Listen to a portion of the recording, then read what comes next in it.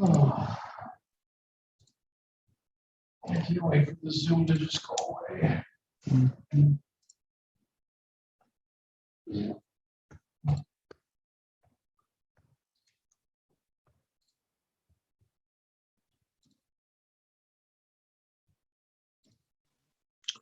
Good evening. Good evening. Happy winter.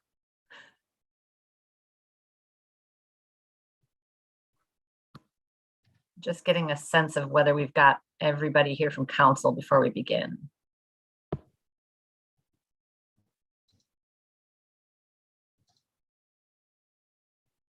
Can you all hear me? I can hear you, Dean. Yes. I see Brian, Dean, Jeff, Tim, John, and I'm guessing Craig will get connected here shortly.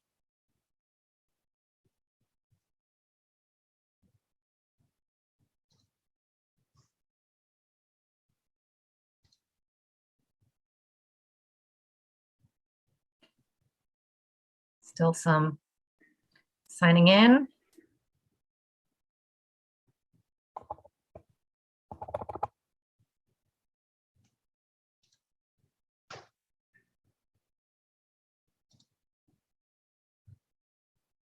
Yeah, there's Craig. Okay.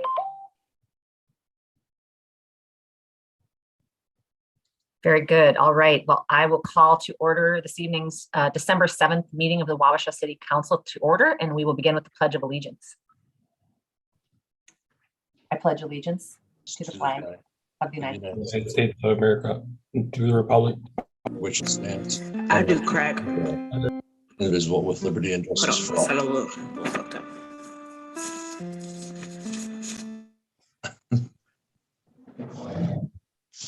Well, thanks everybody.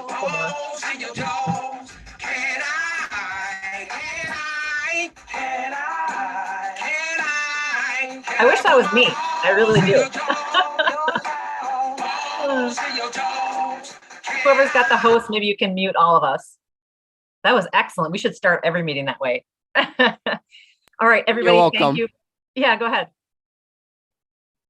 Thank you for being here tonight, everybody. This is an awkward format. We know we've gotten used to it. And then as soon as we move away from it, it seems just as awkward as the first time. But I really appreciate everybody's participation. We have a great agenda tonight, including some public comment that we have been awaiting. Sorry, I'm just losing my agenda there.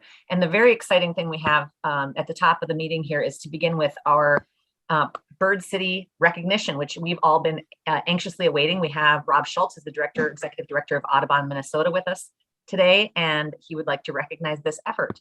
Go ahead and take it away, Rob. Good evening, everyone. It's great to be with you. I had the opportunity to be in Wabasha yesterday to actually present the materials that you'll see a little bit later during the presentation. But I'm so excited to be with you tonight to recognize Wabasha as Minnesota's 9th and newest bird city. I first of all want to just really congratulate all of our city leaders, all of our volunteers locally, the partners who worked on this program, the various agencies and city departments that were involved in this. A lot of people put a lot of time into. Who the hell cares? Go ahead, Rob. A lot of people put a ton of time into being able to pull this award together. And so we're really proud of the city of Wabasha, which we see as a leader in bird conservation. Birds are really amazing for most people. They're one of the easiest ways for people to enjoy nature. Simply by looking out of their windows at home, they are able to see them in their yards and be able to experience them in really urban places without having to go to parks and other places. So we believe that birds are really a great connector of people. They bring people together, and it's not only because we enjoy watching them, but also because they give us the shared purpose of making the whole community stronger and healthier for all of us.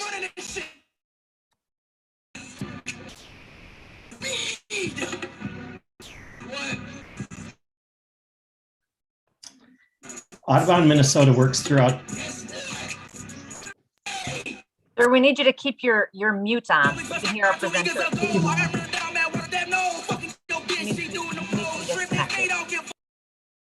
Thank you.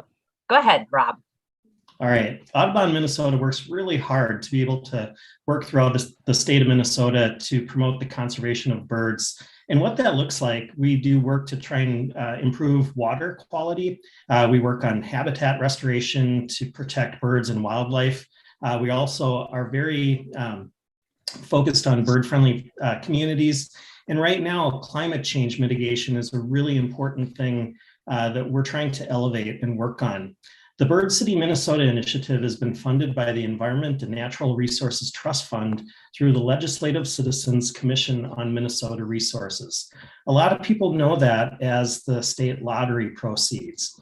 And so we're very excited that these funds have been able to help a number of communities achieve this recognition. Wabasha's Bird City Organizing Committee has been working towards this day for several years. It all started with a shared common goal and idea to create a program that would both guide and celebrate bird conservation efforts in Minnesota communities. In addition to being known for the home of the National Eagle Center, Wabasha now has the distinction of being known as Minnesota's 9th bird city. Tonight, you join the ranks of other cities that came before you. In 2016, it was Hastings and St. Paul. In 2017, Bemidji and Northfield joined. In 2019, it was Cross Lake and Austin. 2020 was La Crescent, and 2021, earlier this year, was Stillwater. And now, in the final month of 2021, Wabasha joins that list of distinction. The Minnesota Bird City program lays out 18 best practices in 3 different categories, involving habitat, reducing threats, and engaging people. Those are the things that the program is really known for. And what it comes down to, by fulfilling 7 of these 18 best practices, communities become eligible to become bird cities in Minnesota. They say in the program and actions that the program will continue to recognize communities for years in advance. While the world pandemic has significantly affected the Bird City program, Wabasha was able to successfully complete the requirements for becoming a Minnesota Bird City. And we're here this evening to congratulate you and thank you for your core of highly dedicated volunteers on behalf of birds. Wabasha is located here in the beautiful and historic Mississippi River Valley. It's an area that's rich in networking and partnering opportunities with conservation organizations, local units of government, and state and federal resource agencies. Capitalizing on these opportunities, the following are among the examples of actions that Wabasha is being recognized tonight for through the Bird City program. The first is increasing awareness of Bird City in our community through 28 important birding locations that are within the city that are identified on a new Wabasha birding map that include hotspots for birds, such as Malone Park, the Zumbro Bottoms Forestry Area, various lookouts along Highway 61, Reed's Landing, just north of town, Kruger Park, and of course, our beautiful and expanding National Eagle Center that all of us are so proud of. For community education efforts, the National Eagle Center serves as a model for bird conservation, education, and outreach. At this important facility, more than 3,000 local students visit each year for education programs, and the center serves as a regional leader in delivering bird conservation programs, education programs, and outreach programs in Minnesota, Wisconsin, and Iowa. And I would say, as we approach the 30th anniversary of the National Eagle Center this next year, Wabasha has really become known nationally for this institution and your incredible work in the area of bird conservation. Another example of what you're being recognized for is community bird monitoring and science. Local volunteers have participated in Audubon's nationally known Christmas bird count for more than 40 years here in Wabasha. This data, representing nearly a half century, has been deeply helpful in our understanding of bird conservation and more importantly, bird population trends. This has included the collection of data and monitoring of golden eagles through the Golden Eagle Partnership, And not only with the National Eagle Center, but also with Audubon, Minnesota, the Minnesota Department of Natural Resources, the Wisconsin Department of Natural Resources, and the U.S. Fish and Wildlife Service. You're being recognized for protecting, restoring, and enhancing bird habitat at the Dorr Memorial Forest, at the Nature Conservancy, and on local U.S. Fish and Wildlife Service lands. Additionally, it's been Wabasha residents that have been actively involved in this work and who have helped lead the restoration of these critical bird habitat areas. You're being recognized for reducing threats to birds through the reduction of light pollution, working with Excel Energy to replace 243 street lights with LED technology that not only saves electricity and energy, but also reduces upward lighting that is detrimental to birds that live locally and that utilize the Mississippi River Flyway. You're also being recognized for things like the historic campaigns to reduce the threat of pesticides and other toxins through Wabasha's National Eagle Center and cooperative partnership with the U.S. Fish and Wildlife Service. Ambassador Eagle Columbia will be forever remembered for changing this trajectory through her story. And so it's with these examples of things that Wabasha can be so proud to be recognized as a bird city in Minnesota. These achievements have really been all a part of your long journey to become a Minnesota bird city. And they are what set you apart from other cities that also care about birds and wildlife. Thousands of hours of work by your volunteers in your community went behind meeting the stringent requirements for this recognition. Truly, these individuals are heroes for their commitment to strengthening Wabasha's commitment to protecting birds, wildlife, and the places they need. There are a lot of great reasons to be a bird-friendly community. It's good for birds, of course, but it's also good for people and our local economy. Bird cities draw bird tourism because they are known as great places for people to go birding. And it's something to be proud of as residents and visitors and as a whole community. We are here tonight to not only present you with your signs, flags, and plaque, but to recognize the achievements and to say thank you to the many city staff, community volunteers, partnering organizations, and others in the community who have worked so hard to be able to earn this award. I'd like to take just a few minutes to name some of the people who have been involved. Specifically from the city of Wabasha, our mayor, Emily Durand, has been very involved. Tony Johnson, the director of public works, and Caroline Gregerson, the city administrator. We also have had a real robust city volunteer program led by Nancy Lee Fulcom. Those folks who are involved in that include Brian Fries, Carl Popelreiter, Jean Peitig, Linda Mann, Steve and Tina Longstaff, Claire Abbott, Kelly Linton, Vicki Jaskierski, Glenn Robeck, Nan Heyer, Jeanette Scholes, Rollin Hall, Bev Hall, David Schmidt, and Craig Fulcom. Please excuse me, by the way, if I've made any errors in pronunciations.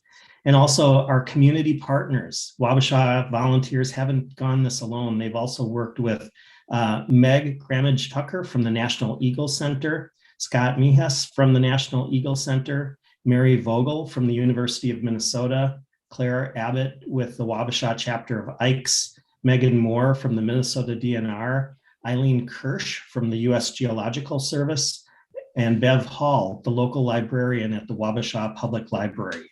So yesterday afternoon, I had the opportunity to present your mayor with 2 city plaques, along with signs for your community and flags. We normally don't provide 2 city plaques, but Wabasha is a very unique and special community that deserves 2 plaques. Normally, we ask that one be hung at the City Hall. In the case of Wabasha, we would also be very honored if one could be hung at the National Eagle Center. We've also provided flags to fly in the park and at the City Hall and at the National Eagle Center, along with road signs to help recognize your community for folks who are entering Wabasha so that people know that you have worked so hard to become a bird city. We presented these things along with the official application for your city's historic records yesterday afternoon at Malone Park. So tonight, I congratulate all of you for your hard work. I thank you on behalf of birds and wildlife for the incredible work that you're doing. And I will tell you, as someone who personally visits Wabasha a lot, I really enjoy coming to your community to do birding, to watch the eagles, and to see so many great things happening locally. So on behalf of the National Audubon Society and Audubon Minnesota, thank you for your hard work and congratulations on this really cool honor. Thank you, Rob. And it must be stated that Nancy Falcom provided a tremendous amount of leadership in this effort. Of course, she has a terrific network of like-minded leaders who know how to get things done. But Nancy really could shape this in a very important way so that it could be effective. She brought a lot of patience to the park board, who I know is always cautious about adding programmatic activity because we don't really have a lot of we really don't have programmatic funding. And she explained very clearly why this program is so possible and such a good fit. Very thoughtful in who she involved in the deliberation of what activities Wabasha would pursue, and a great partner too to work with for our city staff who she was able to engage as well. So Nancy, thank you so much. I'm trying to hold up the plaque in a place where you can see it, but it's getting the blur function. It's very beautiful. Thank you, Rob. These are very meaningful to us, and we certainly will hang one at City Hall. And I know Meg is excited to hang one at the Eagle Center. The road signs are exquisite. If you haven't seen them in other bird cities, the artwork is just terrific. It's blurring again. I'm sorry. It's wonderful. We'll try to get these up in very visible locations. And Rob has made it clear if we need more of them, to let him know. And so this is a program that's been long established in Wisconsin. You've probably seen Bird City signs there for a long time. But as you know from Rob's comments, it's an emerging program here in Minnesota. We're very proud to be in the first 10 cities designated. So thank you everyone involved. It was a real pleasure to see everyone yesterday in Malone Park. And I'm very proud of this community for this designation, even though I had very little to do with it, but I'm just so pleased. Nancy, did you want to say anything?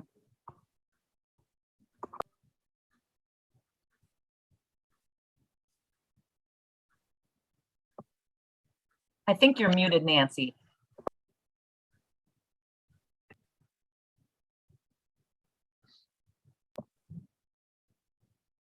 Maybe it's not working. There we go. There Sorry about that. Yeah, I want to thank everyone that's been involved in this project. Jeanette Schultes and Claire Abbott have stepped forward to do a native plant gardening project in the community. And we also would like to thank Roland Hall and Mickey Nelson for their very early support of this project, both by way of talking about the project and bringing it to other people's attention, and also for their financial support for our application. Thank you very much.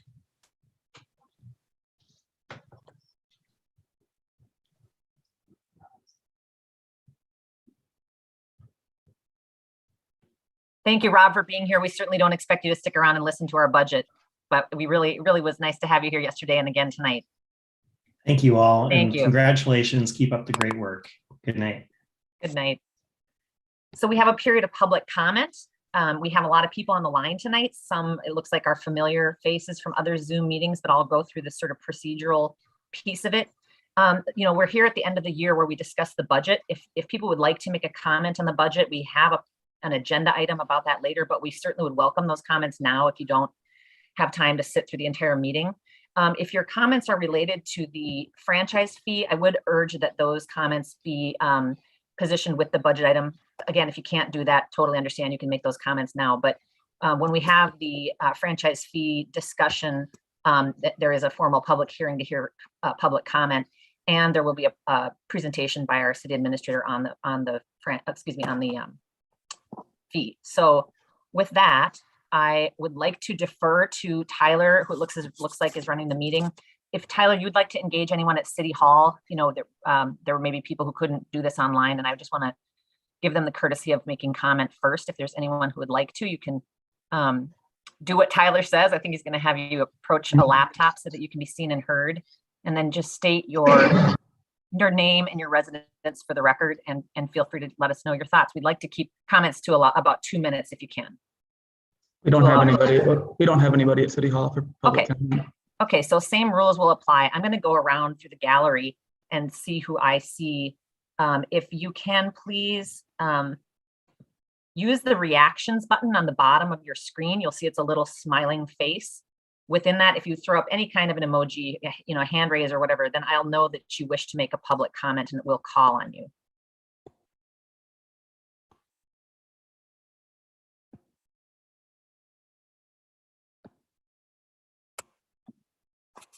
I'm not seeing any. And that's okay. If you're not able to do that little emoji thing, why don't you just unmute yourself and go ahead and make comment if you need to.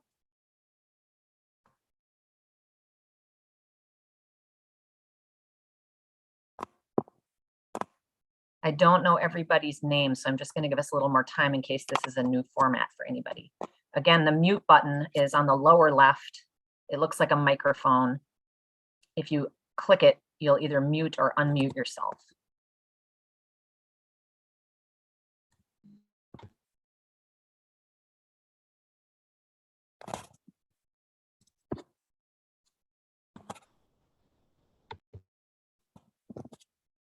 Okay, I'm not seeing or hearing anybody.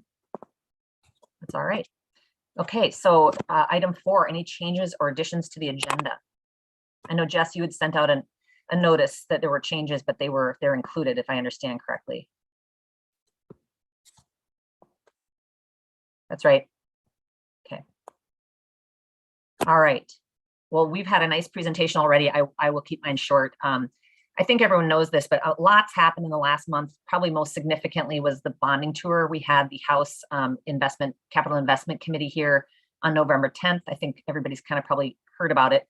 We got great coverage in the Post Bulletin. I just wanted to say thank you to everybody involved, especially to Caroline and Brian Malm, who did a lot of work, and all of city staff to put together our materials for that. And of course, to our state representative, Barb Haley, who guided that process. She was really instrumental in kind of figuring out what a good format would look like. Thanks, John Friedmeier, for joining me in getting on the bus with the committee as they left town to kind of show them the 2 sites which are of interest and have bonding application. That is, of course, the highway reroute through the athletic field and the barge terminal facility. And we appreciate the Eagle Center, who was a very gracious host. I mean, I knew right away that they were under construction. Or thought they might be when this occurred, and Barb suggested that we meet there. And I think we were very lucky to be able to do that. It was a good space. It was a cold day, and it was a really wonderful environment in which to put forth our concepts. And it was really nice to have the Corps of Engineers here too. They were also able to have a meeting, I think that same week, with members of council and the Port Authority. So that kind of seems like a long time ago, but it was just within this last month since our last meeting. And now the holidays are upon us. Really appreciate the city public works involvement in decorations, and of course encouraging and supporting the decorations volunteers, which is just a terrific group. And wanted to thank our chamber and our Main Street programs for convening a tree lighting ceremony in Heritage Park last Saturday. The cold was waited just long enough. And to the Gwaltney group, who hosted the community in their community space. Cindy, who's staffing the Port Authority, has re-energized me and others on the childcare initiation that we were having prior to COVID, and that we continued to work on through COVID, but with kind of limited knowledge of what model really needed to be pursued. And so Cindy comes with a tremendous amount of childcare promotion experience from other cities. So I really look forward to that meeting, which I think is next Tuesday, and reconvening those stakeholders. Thanks to those involved in the EMS work, the task force work that's happening. That's a lot of extra work, and it's really difficult work, and I appreciate that. And to Caroline for leading those initiatives. Fire, there's been a lot of response and now upcoming training that's keeping you guys busy, and we're very grateful for that. And then just recently, Caroline and I tried to leverage some of the energy that was really very positive around a multi-use trail that would connect a safer route between Wabasha and Kellogg.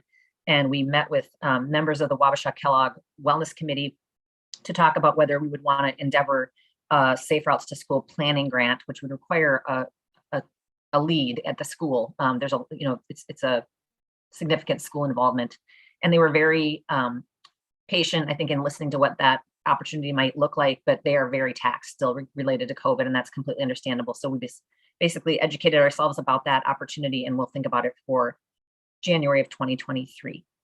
And that's all I have. Committee reports or any council member who wants to make a report too, if you'd like to, I'll make time for that. But I see top of the column, I see John. Would you like to give us a Port Authority update? Certainly. The Port Authority met on the 16th of November. One of the big items on the agenda was our strategic plan. We've, as a group and with the assistance of CETA, worked through a survey and kind of narrowed it down to 5 strategic goals that we're going to address in our strategic plan, of which one is the childcare, and continue to develop that. So the ones we're going to focus on mainly are business support and development, ongoing revitalization of downtown, housing development, childcare, and arts and culture as an economic driver. This document is something we've been trying to get started and work on for a while now. And what it's going to do is going to be much like the comp plan is for the city. It's kind of that guiding piece for the Port Authority when we're trying to make decisions on grant applications, energy, money spent in certain areas, that sort of thing. So I'm really looking forward to this continuing. Right now it's in a subcommittee level. So I thank those guys that are on that subcommittee, and I expect we'll see presentations in the coming meetings with respect to that. That was the biggest item of the entire thing. So I'll leave it with that. Again, our meetings are starting at 5:30 and not 7 o'clock. So thank you. Thanks for that reminder. Tim, Planning Commission. Planning did not meet in November. We will meet on the 14th, which is next Tuesday.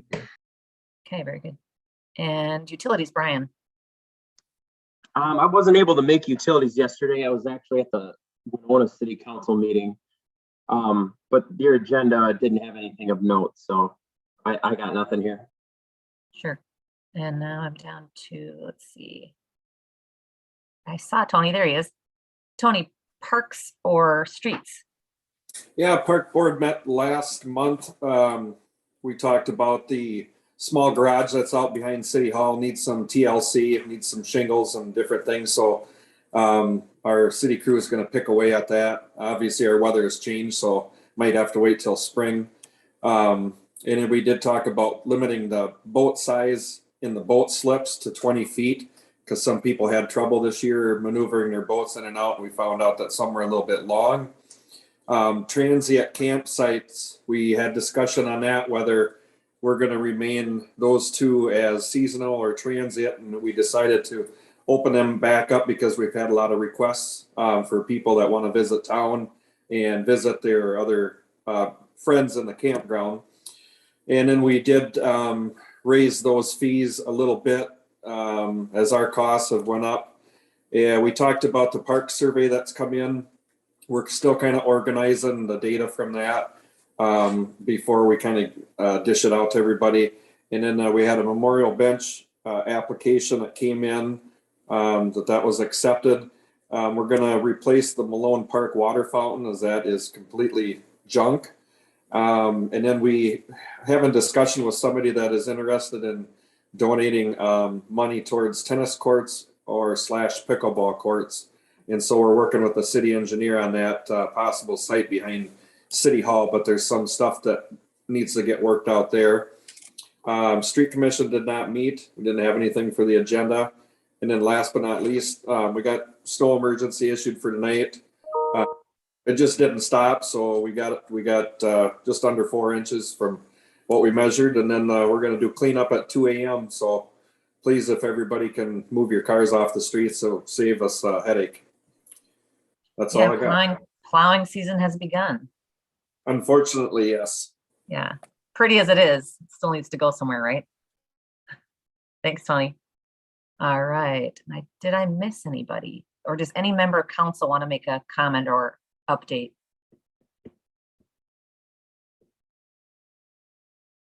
Okay, we'll move to our administrator's report. Go ahead, Caroline.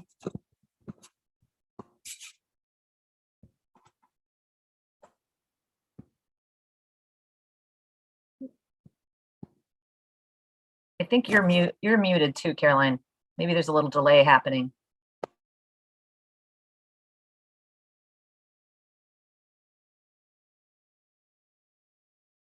Okay, there we go. Oh, don't leave the meeting. Okay. So this is the administrator's report. A lot's been already mentioned, but I'm just pleased to say that Representative Barb Haley's is currently jacketing our bonding request, which means we're writing it for introduction in the legislation. And that's approximately $4 million, again, to realign Highway 60, move the athletic field and build a new one. And in the process of consultation with the state of Minnesota, we understand that the actual construction of the highway is not eligible for bonding funding, but other aspects of the project are. So we're requesting that the state help us with other aspects of the project, and we'll continue to pursue a variety of funding options for the actual highway construction. I'm just going to kind of skip around here. I'm working, again, in the absence of the director, a lot on the ambulance service. Our new billing company is playing catch up. So we understand that several customers were not billed. They're trying to catch up there.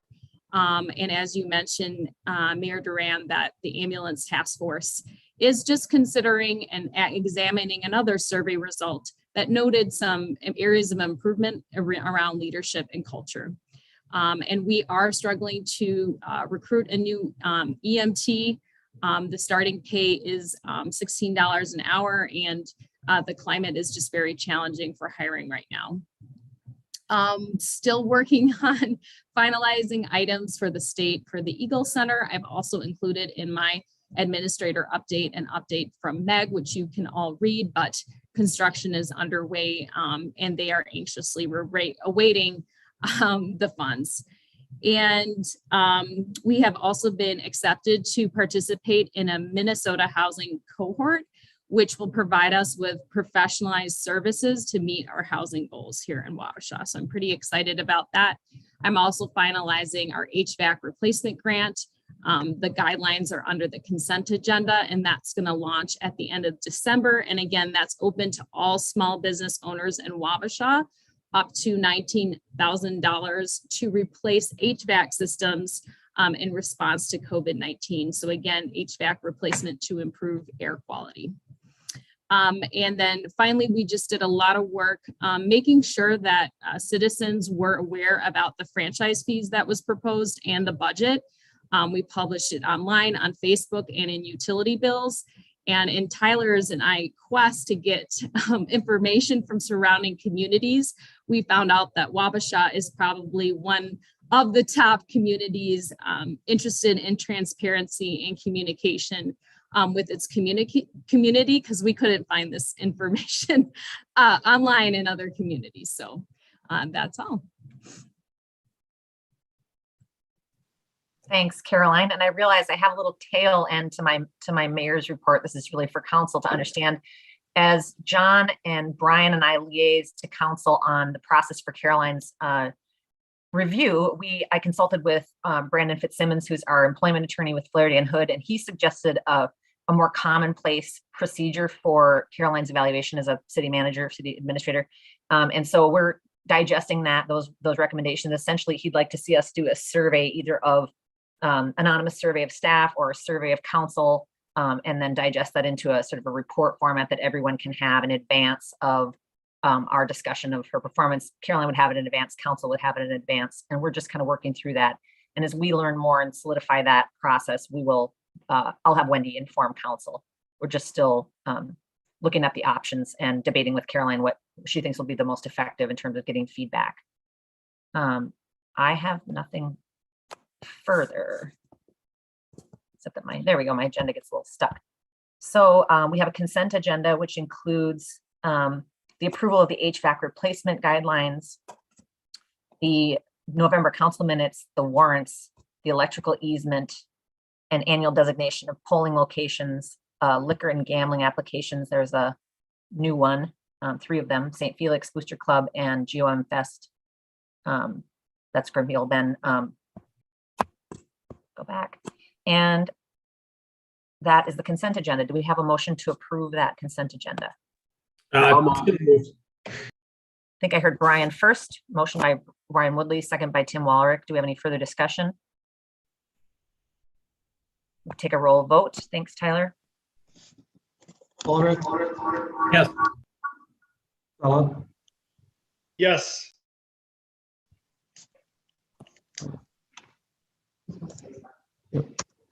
Woodley, Yes.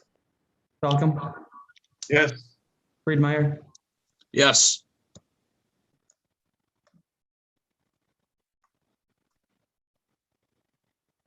Friedmeier.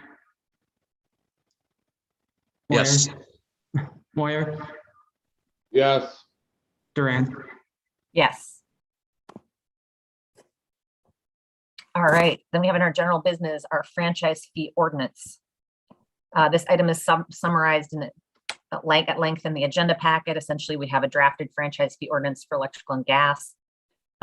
This is the first time this will be read to the public as an opportunity for the public to comment on this ordinance with no action tonight. So for anyone from the public who would like to comment, we won't be acting on this item. This is the time we need to hear from the public about this proposed gas and electric fee. Carolyn, I think probably your presentation is more succinct than me actually reading the resolution, although if you want to do the presentation, we certainly can read the resolution. And for anyone who is at home from the public, if you're in the agenda packet, you will see the full resolution outlined in this item. Okay, I'm going to go ahead and present about the franchise fee ordinance and some background. I was not planning on reading the entire ordinance, but providing some background and information for everyone listening here. So I've went ahead and shared my screen here.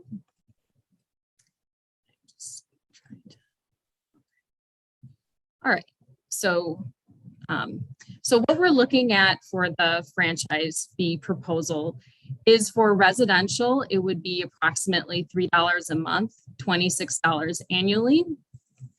Commercial firm non-demand is a smaller business, about $8 a month or $96 annually.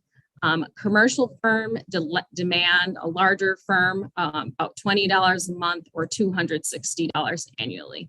And those are for the larger type buildings.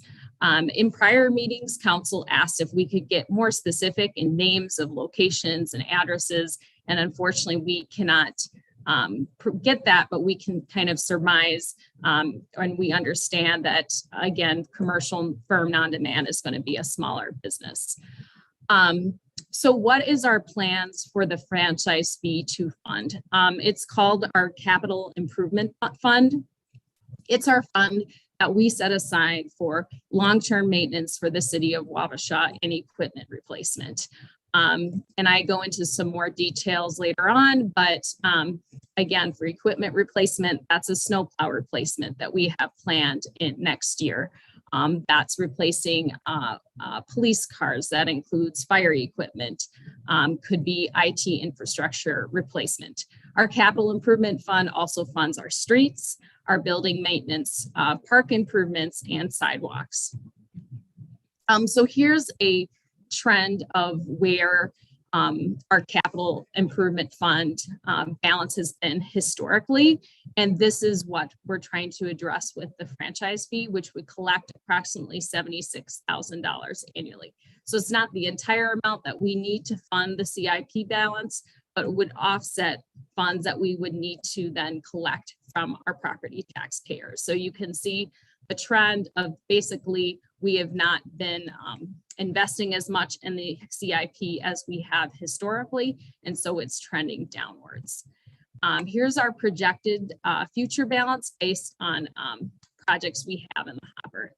And as you can see, it's this is including an estimated $150,000 a year contribution. And as you can see, it's trending into the negative, which obviously is not going to be possible. But what that means is we'll be asking council, what projects do we need to cut, or are we going to try to collect additional revenues, which is why we're proposing this for next year, so we can start planning for our future capital needs. And I'll go into more details about those future projects. So we've got a lot of questions as we posted about this. What is a capital improvement fund and what does it fund? So next year, here's our specific projects that we plan on funding next year. We want to replace the 2001 plow truck. And today is a perfect example why this is an expenditure approximately $219,000 that we cannot wait to replace and hope that, and if the snowplow breaks down, we could have a major situation on our hands and we wouldn't be doing our diligence as public service servants. A squad car replacement is planned for next year. It's 2015 and needs maintenance. Our police officers use these cars constantly and it has additional wear and tear than for you or I using our cars. We have an ongoing equipment replacement fund for the police department to fix broken equipment.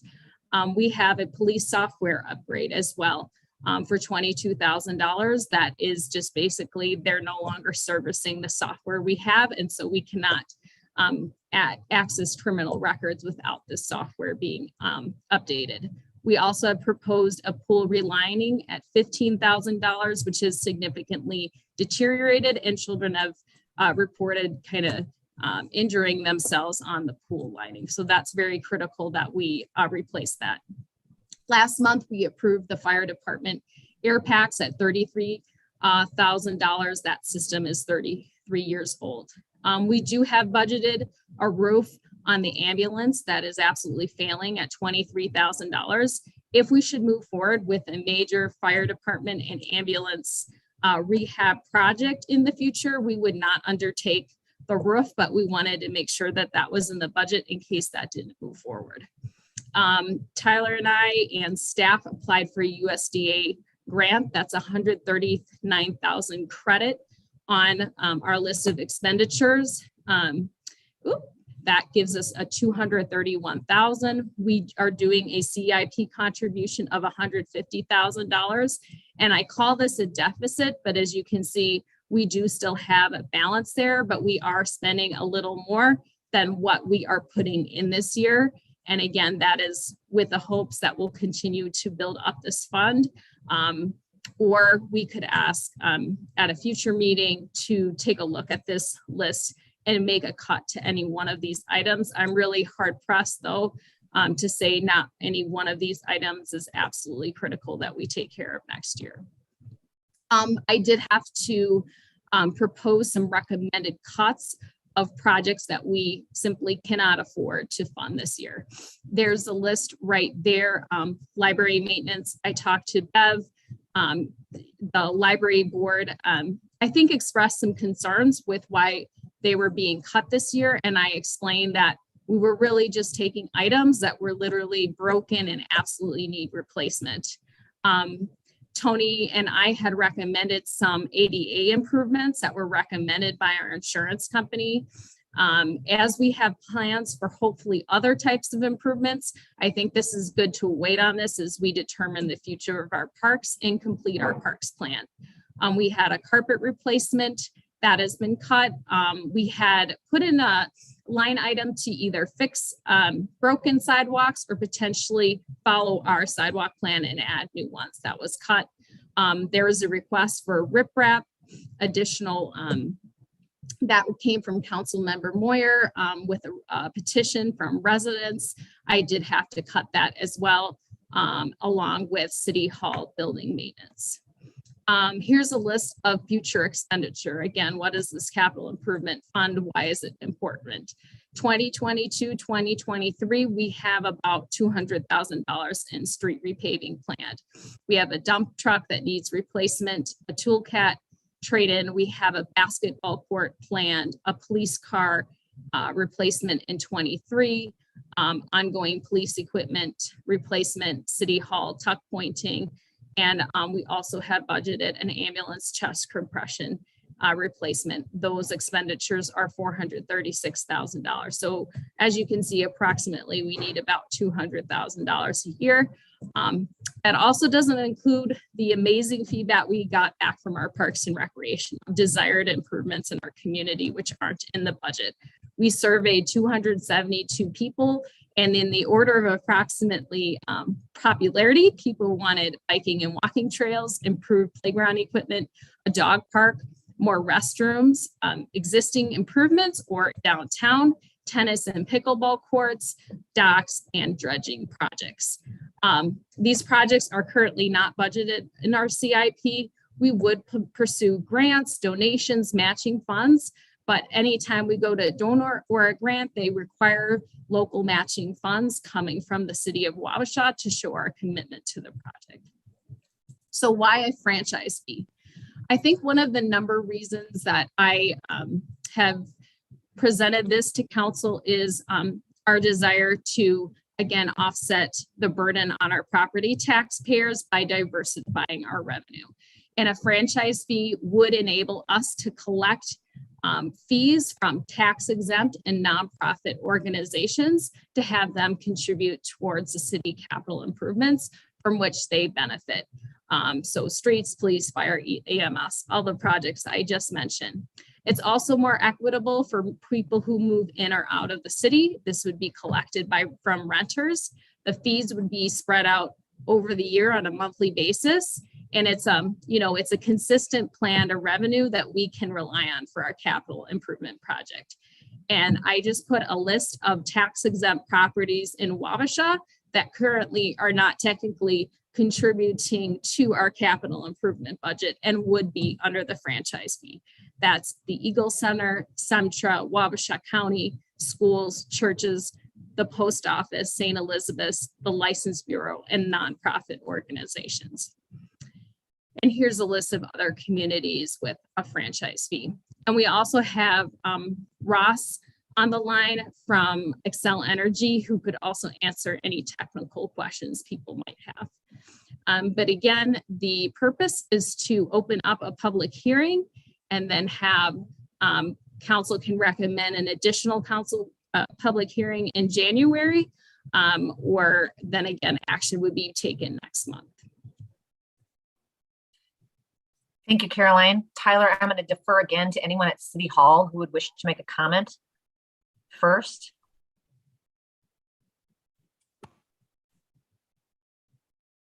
Nobody there? Okay.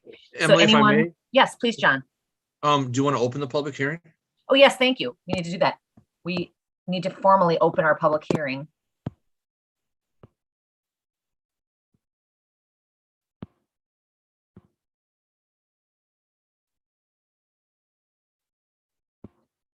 And actually, now that you say that, John, procedurally, I'm not quite sure how we address the public comments that were received by City Hall in advance, but we do need to acknowledge those.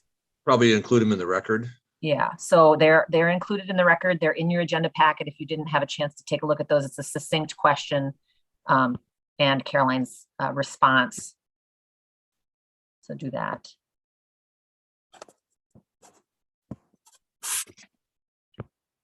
All right, so I'm switching between Zoom and the agenda here. Okay, so now anyone prepared to make comment from their location?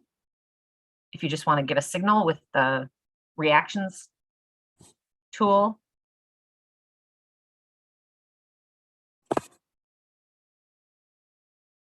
I'm not seeing anyone. And if it's just easier to unmute and say hello, please do that. Just say your name and state your residence for the record.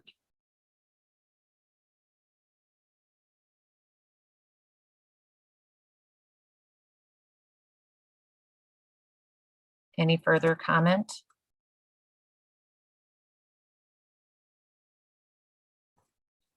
I'm seeing none. I'm only seeing a couple folks, so I don't know personally. So I don't want to put you on the spot, but I see a Gordon, and I want to make sure there's no comment there. I think everybody else knows how to do that. I see Claire. Gordon, yes. Any comment, Gordon?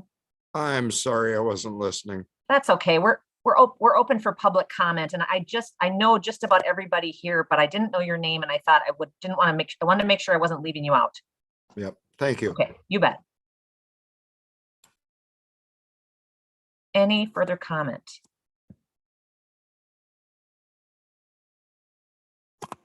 Caroline, did you want to say anything further before we close the public hearing?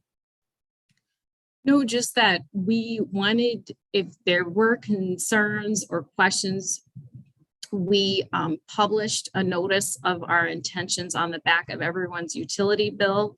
We posted it on Facebook and on our website and in the newspaper, both in a legal ad format and a press release format. So we did try to make sure that the public was informed. Thank you. Okay. Final call for any public comment.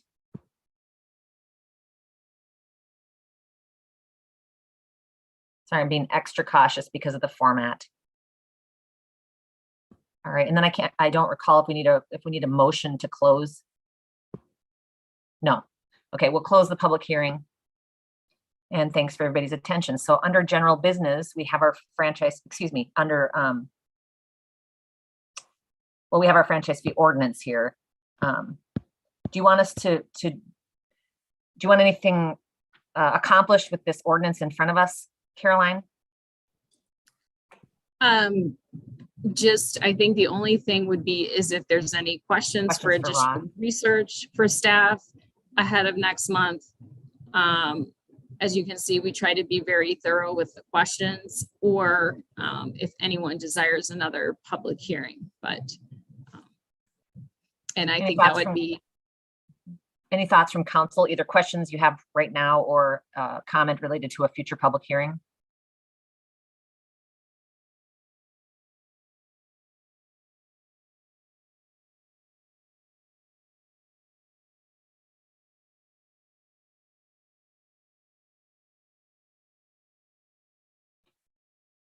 I don't feel strongly about a public hearing, given what I thought if we had a lot of comment, I was perhaps thinking we would want to digest the comments of the public and definitely have another public opportunity.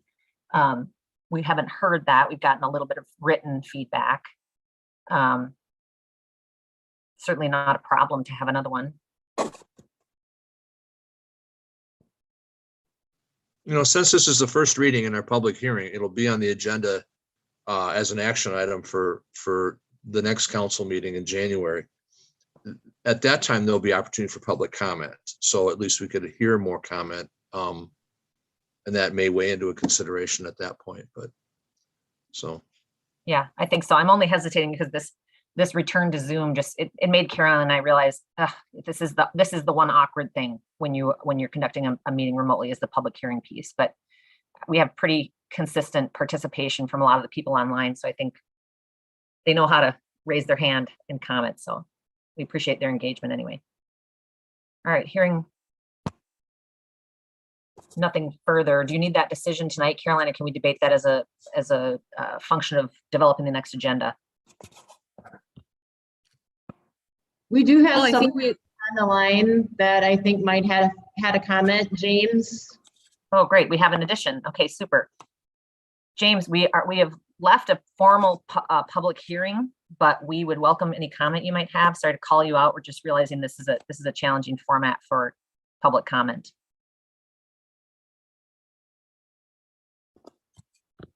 Oh no, I scared him away.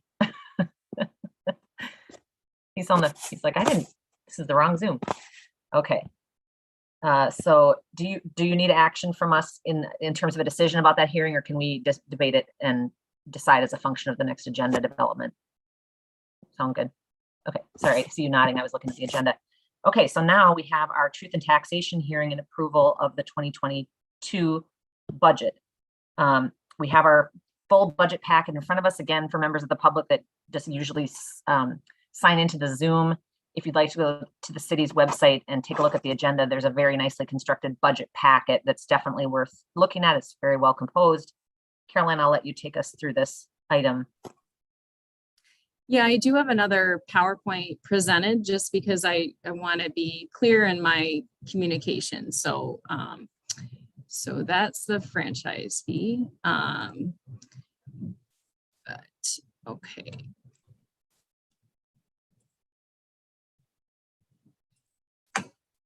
So here we are, 2022 budget. I'm hoping to just, again, review the budget process in case there's new people on the line from the public, talk a little bit about the property tax levy, overview of next year's operating budgets. I'll skip talking about the capital improvement plan, but it is in the PowerPoint, which is now online if people want to review it, and just briefly review our 2021 departmental achievements. Just again, to take us back in history, in July, staff department heads submitted budget requests to the city administrator, and Tyler Grabow, our finance director. We collaborated in a review August 24th. We did a preliminary budget workshop September 7th. We approved a preliminary levy at 10.8%. Just this past November, notices were mailed of estimated property taxes to residents. And here we are in our public hearing with an adoption of the budget ahead of us. Just a quick how the budget works. To calculate the property tax levy, what residents see on their bills. First, we look at all of our state and federal aid. And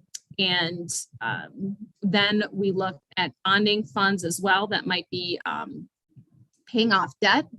And then we look at user fees, and that's where, again, that franchise fee comes into place.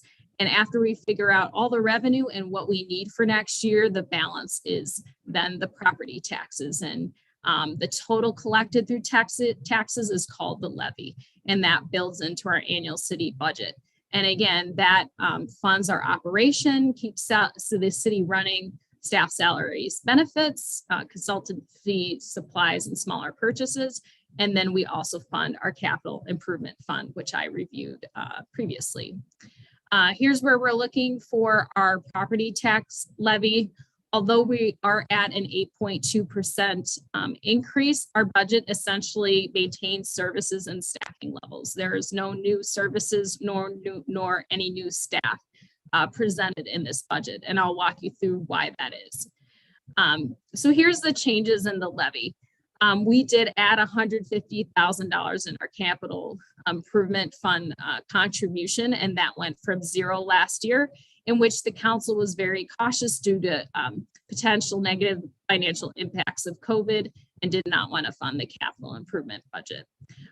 Then we did wage increases, about $84,000 of step increases and a 2% COLA.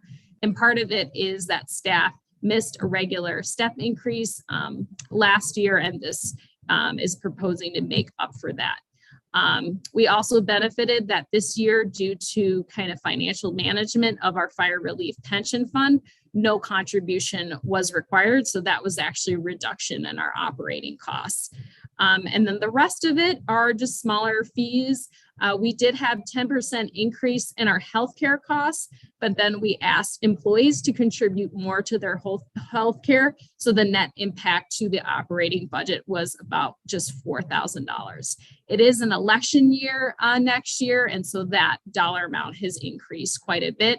And due to very extreme challenges in trying to recruit for lifeguards, we've added some lifeguard wages and additional training, which are going to be paid for by a grant. So our net dollar amount increase was just over $260,000. Savings and revenues in 2022, we're using some contributions from the American Rescue Plan Act funds to help pay for a utility purchase, a new sewer software.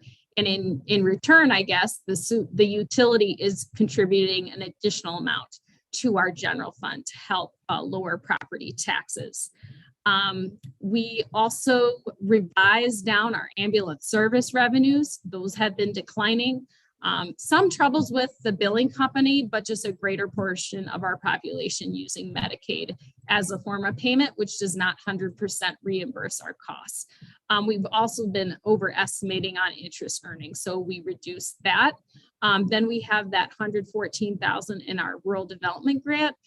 This didn't impact the tax levy as much because it just went right into the capital improvement fund and allowed us to do those major equipment purchases next year. We've increased campsite fees, that there's that grant, and we do have some funds from the HVAC fund towards administration that will just cover our overhead costs. Here's a budget summary that's also in the budget packet, but that's just another way of looking at what I described for where our different increases and decreases are coming from. Here's a property tax, city property tax levy. And so over the past years, the general fund expenses have increased approximately by 27%. And that's due to adding new staff. So because we could no longer have our ambulance service function with volunteers alone, we added three full-time positions in 2017. We went from a part-time to a full-time police officer, and we've also added a finance director. So one goal that we set in our workshop was, again, figuring out ways that we could potentially increase other sources of revenues other than the property tax, which is where we kind of landed at looking at the franchise fee. Here's a history by percentage of the levy increase by year. And as you can see, what we would like to do, hopefully moving forward, is really even this out so that there's smaller increases over time versus big jumps like we have this year and in 2020. And Tyler noted that actually last year our increase would have been 5.9%, but the actual impact was due to a decertified TIF. Here's what that looks for property taxes. This is just city taxes alone.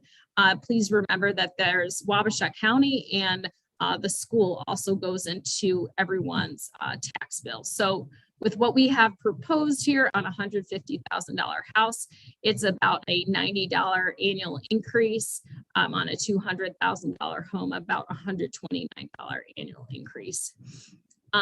Here was a neat way we thought of visually showing you what the 2022 budget is made of and where your dollars go. So this took monthly taxes on a $150,000 home and kind of split that out by percentage to where your dollars goes. So as you can see, most of your funds per month, about $22 a month, is contributed to our police department.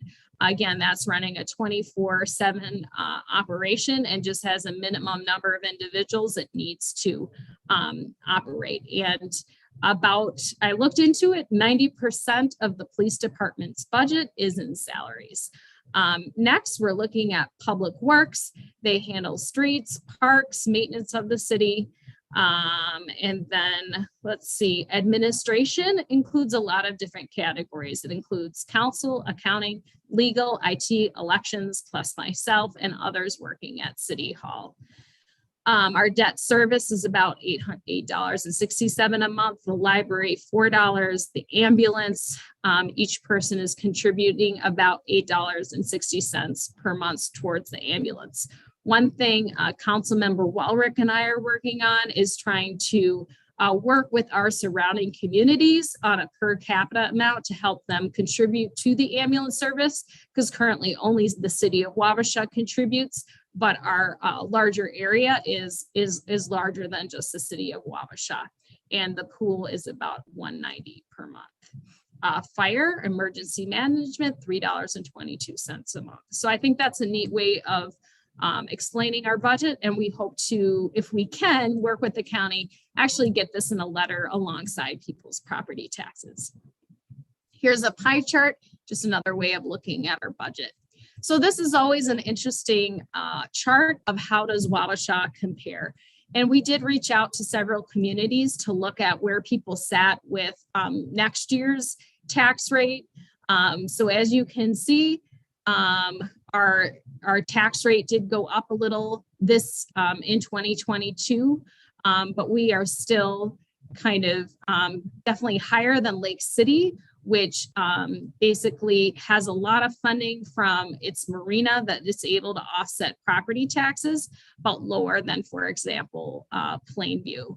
Some of the surrounding communities that also had to pass a levy increase were Lewiston, Pine Island, and Elgin. And if in the future, I included Kellogg, they are just a very small population, but close by. If others would like to look at other tax comparisons in the future, I can. We did look at Red Wing in a prior presentation, but they are so much larger, it's really difficult to compare ourselves to Red Wing. So we try to look at either communities close by or just comparable in population. I reviewed the capital improvement fund and oops, yep. So finally, I just want to end on a little bit of a positive note on some of the achievements of our departments this year. It's really incredible all the work that is accomplished by our property tax dollars. So the police department responded to over 4,000 calls, and that's a 22% increase since last year. They executed 18 search warrants, and they have 19 drug-related cases going to be charged or going to court. Fire and emergency management responded to 93 emergency calls. They pursued grants that were reimbursed training. Again, they are carefully managing their pension fund. And recently they conducted a live burn training to ensure readiness and preparedness. And for our town our size, that took a lot of logistics to pull that out, but such wonderful training for the department. The ambulance service responded to over 500 calls. They've seen a 26% increase, and that's heart attack, stroke, diabetic, emergencies, trauma, and crashes. They also delivered 15 CPR classes. Public Works, they did a lot. They got a new jetter vacuum truck that's more efficiently cleaning out our sewer lines. They received a statewide commendation from Minnesota Pollution Control for their wastewater treatment plan. And they also planted 95 trees of 6 different varieties, as well as grinded and seeded 950 tree stumps. By installing the new city docks, we are also now generating $35,000 in new annual revenues, which is being contributed to that capital improvement budget. The pool had over 2,000 paid visitors, a very popular water aerobics class with over 600 people that took it. The library has had over 3,000 participants and 111 programs. That is just incredible to have 111 programs pulled off this year. Lots of public internet and lots of visits to the library. Here in administration, planning, and engineering, we're really proud. We secured over $1 million in a local improvement funds. There were $80,000 awarded in COVID relief. We secured $107,000 in funds for HVAC improvements. And this year in 2021, we've had over $2 million in new construction permits, $653,000, sorry, not million, in valuation alteration permits, so about 24 homes. And then we also hired me this year. So just wanted to, again, thank department heads and staff, and especially Tyler, our finance director, for putting together this budget.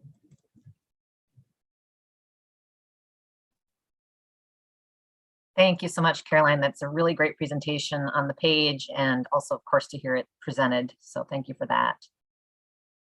So we have before us our budget resolution on the, oops, there it is. I'm sure you have it open. I was intently listening and I wasn't getting ahead on opening my attachments. We have our budget resolution before us with a total levy of $2,162,139. That includes our general fund, our debt service, library fund, Port Authority, and 2019A debt service. Do we have a motion to set the annual city budget property tax levy? Sorry, you have to open up your truth and taxation public hearing. Oh, thank you. Thank you. Sorry, I was engaged. Sorry. We need to open our, so we'll formally open our truth and taxation and welcome any comments. So this is another public hearing. If you haven't participated before in a public hearing, it's an opportunity for us to hear from the public before we make any decisions on this item. Feel free to unmute. There's still nobody at City Hall, right, Tyler? Okay. Feel free to unmute yourself and go ahead and state your name and your residence and share with us any thoughts.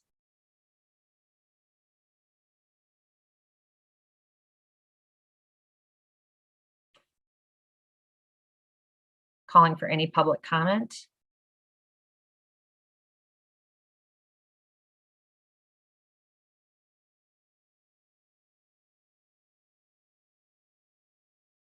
And if you were just joining, I'm sorry, I see we have new attendees. If you were just joining while Caroline was giving a presentation, she was giving an overview of the proposed 2022 budget.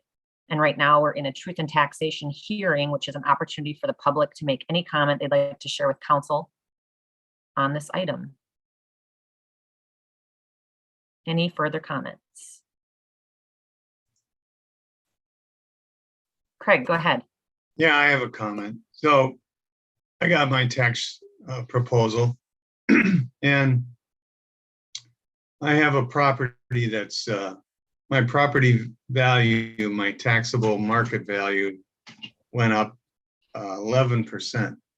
And that's because there's been houses selling in my neighborhood for the inflated, or maybe they're permanent, but the higher real estate values that houses are being sold for now. So I'm thinking I'm not the only one that's like this. I've talked to some other my neighbors, and they've also had increases in their values of their properties. So with an increase in your value, when you start passing a proposed tax at a certain percentage, your taxes are going up. So I'm looking at the numbers that were floating, and my numbers are higher than that. So I'm looking at 1,640 for a $210,000 property. So you had 1,440 for a $200,000 property. That's still even if I figure in the extra 10,000 on a linear basis, it's still a higher proposal than that. So I think a lot of people are having problems with paying all their bills this year. We're gonna not only increase their city property taxes, but we're also thinking of adding in the franchise fee, which is kind of a backdoor tax. I like the franchise fee in the sense that it gets people that normally don't pay property taxes, such as renters and nonprofits and things like that, schools, government buildings. So that has an advantage that way, but I still think that with the inflated real estate values that are there now, we're getting increases that are much higher than 8.2%. So I'm not really in favor of 8.2% because of that. So that's my comment.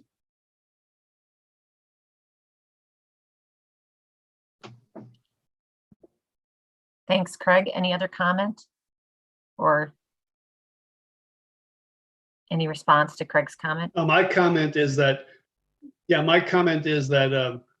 hasn't really been any suggestions on what services the people want to cut or what people they want to cut. You cut services, you got to cut people. There's minimal chances to reduce the budget. Craig, what do you want to cut?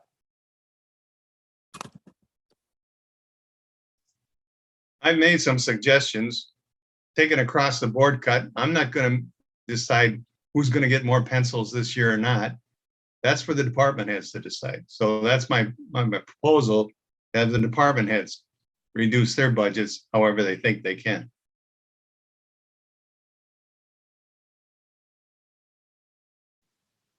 Craig, I think they've been trying to do that since July of this year. I mean, we were at well over 10%, and I know some of those budgets are even higher than that.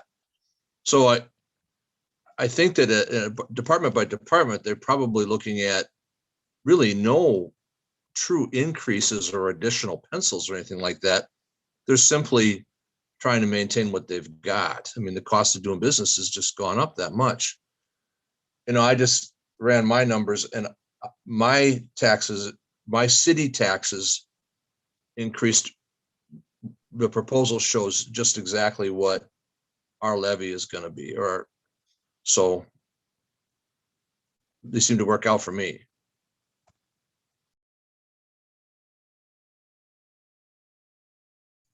Well, bear in mind that I'm not asking for a reduction in budgets. What I'm asking for is to limit the increases in budgets and to limit them, so I'd say 6%.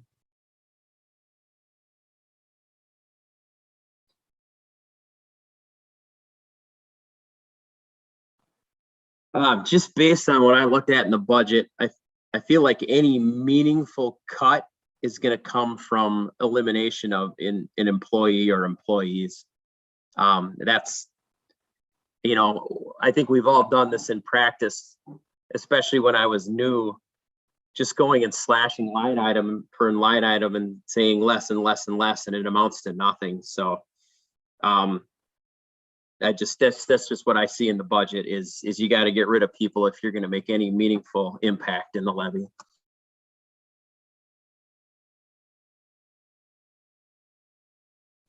Yeah, and I wouldn't not willing to recommend do that.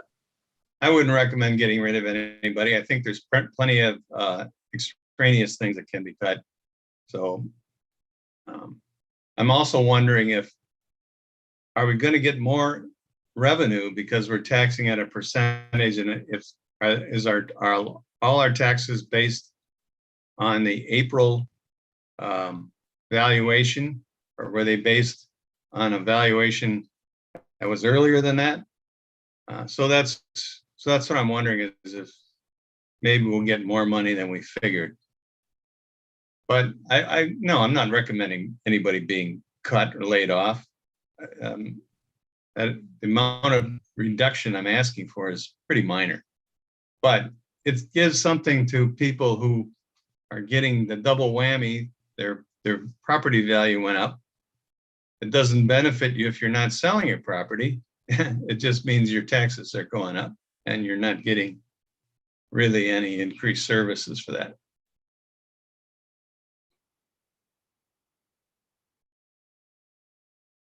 I think, you know, I hear that argument, but I think the argument can be made that it absolutely benefits you if your property value goes up. And it, you know, we don't want to see declining property values in our city. Nobody wants it personally, and we don't want it as a city. So it's not meant to be punitive. It's an assessed value, and you know there are ways citizens can try to assure that that is the correct evaluation of their property value. And I don't think too many people bother to do that, but that's where the due process is there. If somebody thinks that it's not an appropriate assessment, you know, if you think it's an inflated assessment or an accurate assessment, then that process needs to be pursued.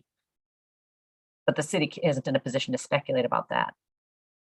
And, you know, I hear Caroline factually stating that our police budget is 90% salary. So if Joe's to make a 10% cut, then that means all the other items in his budget, including equipment and the things that make a police force run, would have to go. So that's not effective. I memean, you know, and I think I'll underscore what Brian said, or maybe Jeff kind of started this comment, is that we could spend a whole nother special meeting trying to take little items out, and we're not going to see that thing. The line's not going to move. And the other piece that I want to underscore is what was urged for us in our financial planning meeting with Mike Bubani, was that, you know, citizens are going to always get upset when they see something go a little bit higher than they thought it was going to. We need to get off this yo-yo roller coaster and recognize that the costs of the services that we offer now are increasing in cost. That isn't you know, something that anybody takes lightly. And others, I think the department heads make great efforts. I see our departments making tremendous efforts to be, you know, thrifty and resourceful, and to delay you know, what probably eventually costs us more when they can. That's just the nature of it. I mean, we are in a very competitive wage environment in terms of retention of employees. I take that super seriously. I mean, we are not finding ambulance staff. We did not have lifeguards this summer. So, you know, there's some factors happening in the economy, you know, that everyone has to deal with, every business and every sector has to deal with, and we're no different. We can't just sort of decide we're not going to do that unless we're really serious about altering services, and that's people. I mean, we don't have to beat around the bush. We know it. We can look at the budget clearly enough to see it. So I see it similarly, I guess, is my point. council is hogging the public comment period, and I'll ask one more time if there's any public comment. We can sure have more comments from council, but I just want to make sure we have given the public a chance to make any final comments. We welcome it. That's what this is for. And we've been talking about the budget for a long time. So if there's anything that's unclear that you'd like to ask a question about of Caroline or anyone on council, please feel free to do that too. You don't have to make a comment. Staff have been studying this for months now, so. Anything further? Otherwise, we'll close the public hearing. Okay, thank you. Any further comments from council? My only comment is I appreciate that breakdown that Caroline went through. I think that was great. I recommend it for the future. It really shows you where we put our money and the things we are trying to do. So I appreciate that. That was really nice. And then I will make a motion to approve the resolution. We have a motion to approve the resolution, and I'm sorry, was that John for the second? We have a motion from Tim Wallerick, a second from John Friedmeier. Any further discussion? Okay, hearing none, we'll vote by roll. Sulla, Yes. Walrick, Yes. Woodley, Yes. Balcom, No. Friedmeier, Yes. Moyer, Yes. Durand. Yes. Truly great work by staff. Now that format, I love it. Unless I have no suggested changes to that format. That's really a nice, clear format. We can get used to that probably and make minor improvements if there are any in the future, but that's a super format to work with. Thank you so much for that. Okay. All right, so now we have before us our vacant lot at 137 Pembroke, which some people refer to as the old Finchy building. That was the Solemn Cry building. And it sits next to what is now Passy Electric, which is going to be purchased will be by the Speedling. So I welcome you to the meeting. I think I saw Shelley and Dave sign in.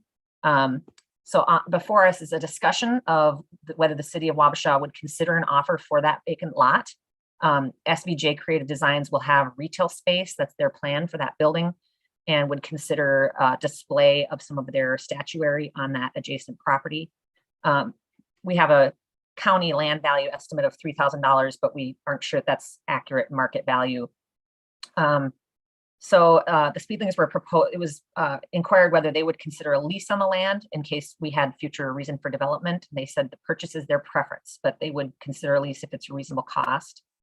You'll probably recall when this building, when the city came into ownership of this parcel and had the structure demolished due to neglect, there was discussions of possible future restrooms. We tossed around concepts. There was nothing formalized and no planning efforts. I think some of the public restroom consideration came from an actual formal study, which was conducted with legacy grant funds some years back that looked at that actual rehabilitation of the Finchy building as a possible public restroom to give benefit to the downtown. I'll open this up for discussion. I think I'll give the courtesy to the Speedlings if they would have any desire to say anything. You don't have to if you want to just hear council's discussion and then have a chance to speak, but I want to give them that chance. Shelley or Dave, would you like to say anything? Hi. Hello. Can you hear us? Okay. Yes, yeah, indeed. we are both here. Okay, super. Yeah, under the SVJ. Sorry, our camera is just not working right either. So you get to look That's at a red okay. screen. We can hear you just fine. Perfect. Yeah. What do you want to say, Dave? Just, we think it would be an asset to our building to be owners of that property and that there, I guess. And I did email Carolyn kind of a photo of what we envision to use that lot for. And I don't know if she had a chance to send that to all the city council members or how you'll do that, if that's available to see. But basically there would be columns in the corners. There we go.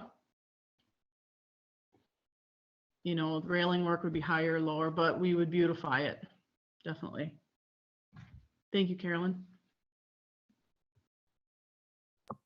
Thank you. All right, any council members want to have any points of discussion?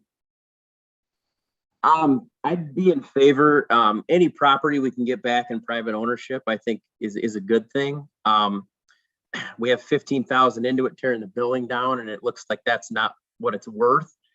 So we might not be able to get it all back, but we could get some of it back. And we do create incentives for businesses through waiving assessments, things like that, to bring businesses into town. So even if we can't get the whole $15,000 back we have into it, I still think it might be wise to negotiate a sale price.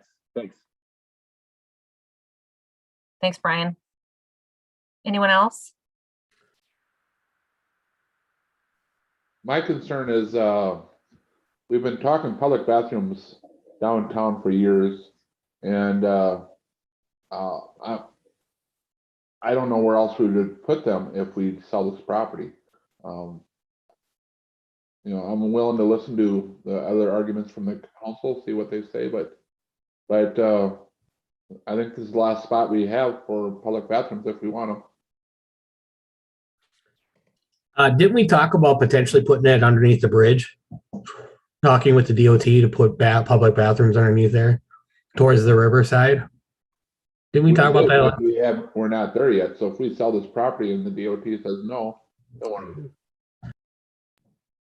I agree with Brian. I think selling it and getting it back into private hands would be better. And I think we could find some place to further that discussion about downtown bathrooms.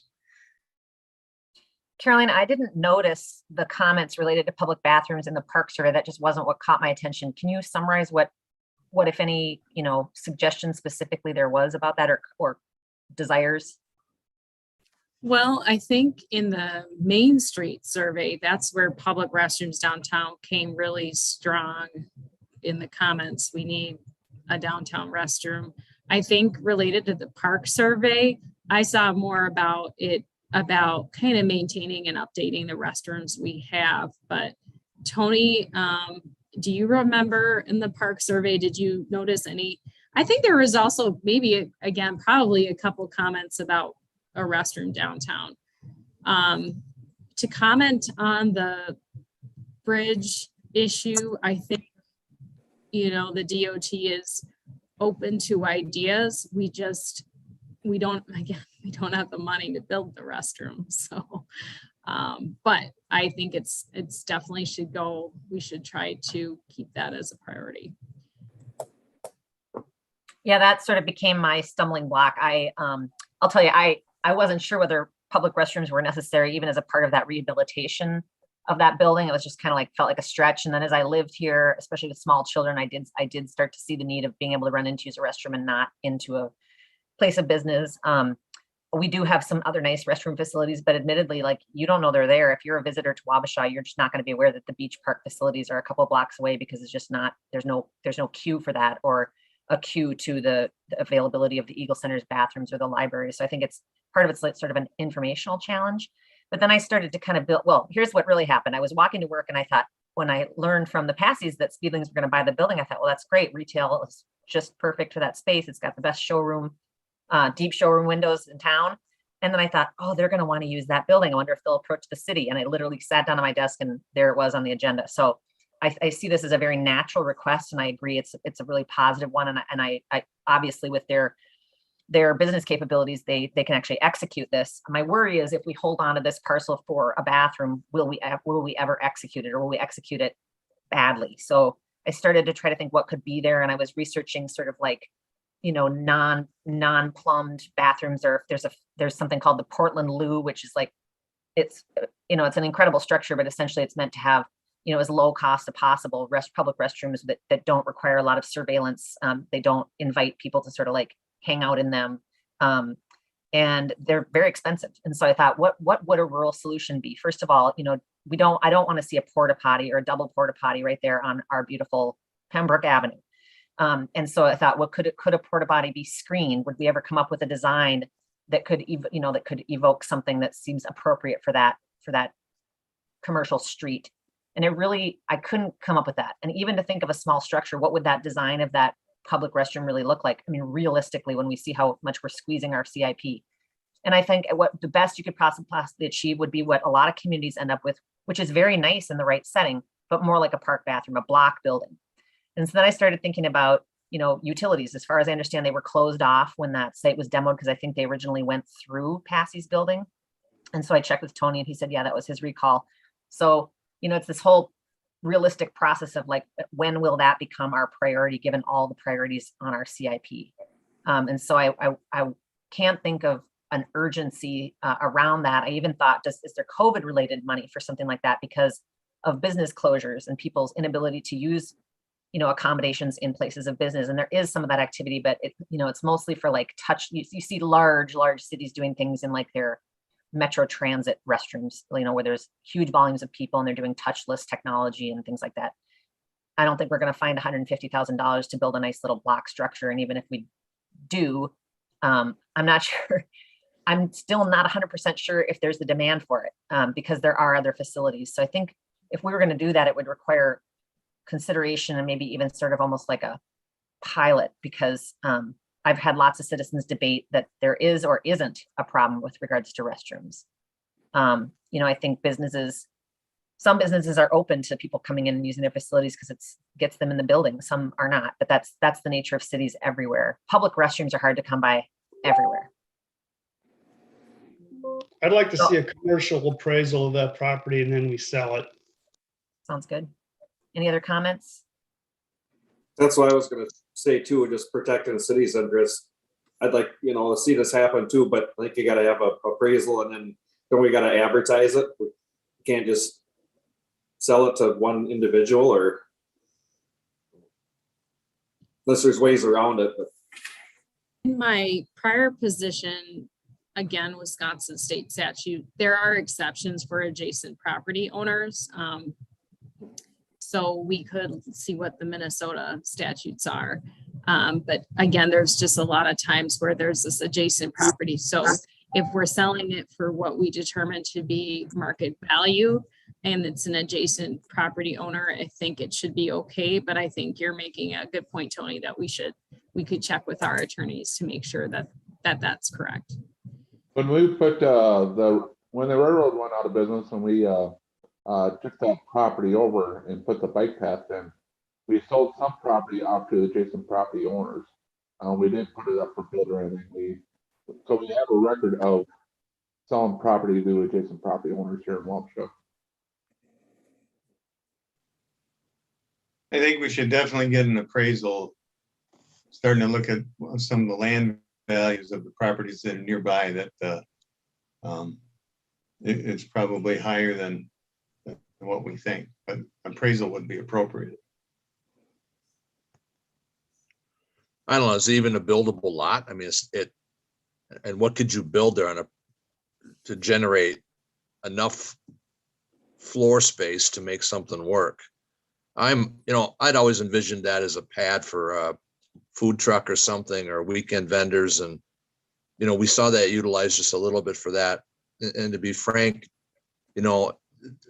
having a retail store next door to it and them utilizing that space is probably its highest and best use. But I would agree we need some kind of a appraisal just so we're kind of in the right ballpark. Yeah, so I would support it. Do you need formal action from us, Caroline, or are you getting a consensus here that there's just more information gathering? We'll be sure to get it on our January agenda. Good. Okay, sounds good. Yeah, the direction we need. Thanks. Thank you, Shelley and Dave. And we're so glad. I won't speak to everyone. I'm so glad that you are able to purchase that building, and it's really a good mix to add. So congratulations. Thank you, Emily. We just got our internet kind of blipped out there, so we had to reconnect. Sure. Wonderful World of Kellogg here. Yeah, right. So we missed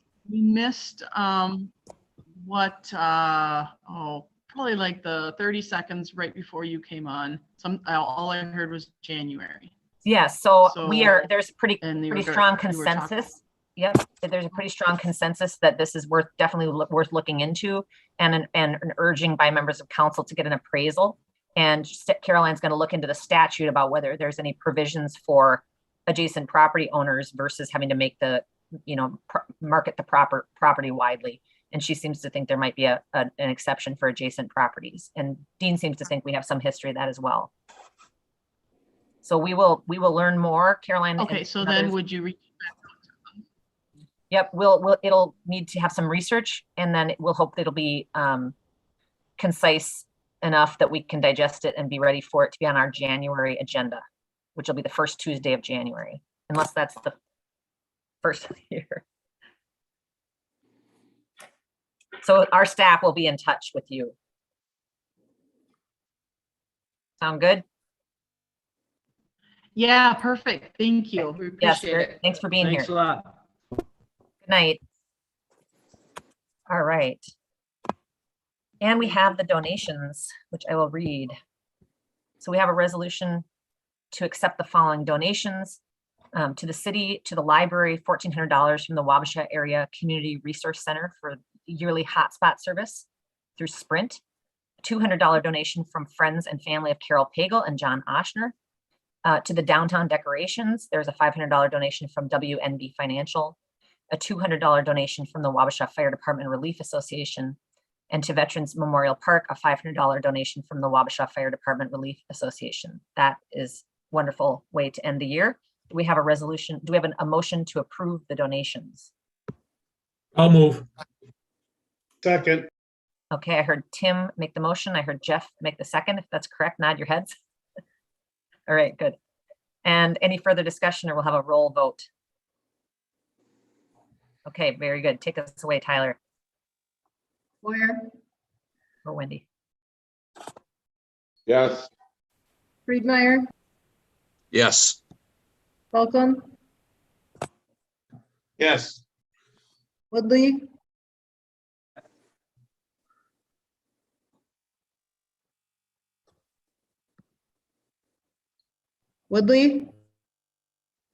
Yes.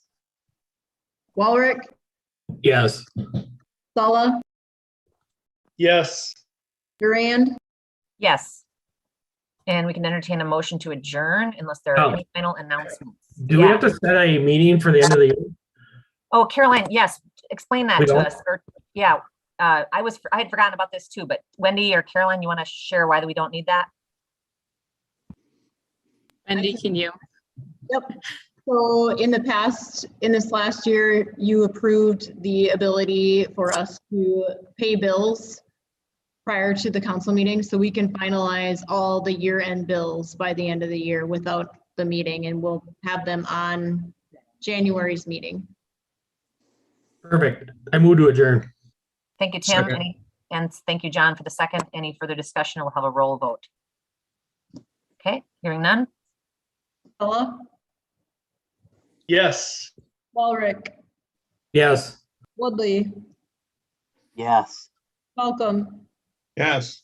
Friedmeier, Yes. Moyer, Merry Christmas, Happy New Year's, yes.